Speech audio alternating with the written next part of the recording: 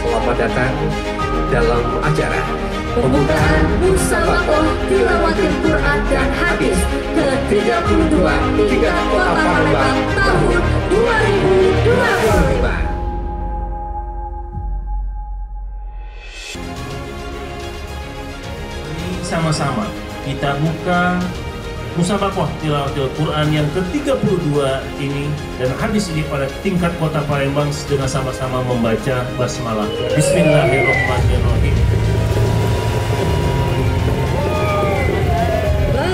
Kita sambil berjalan itu adalah insya Allah menjadi sebaik-baiknya manusia, karena beliaulah yang salah satu yang membaca, mempelajari dan mengajarkan Al-Quran.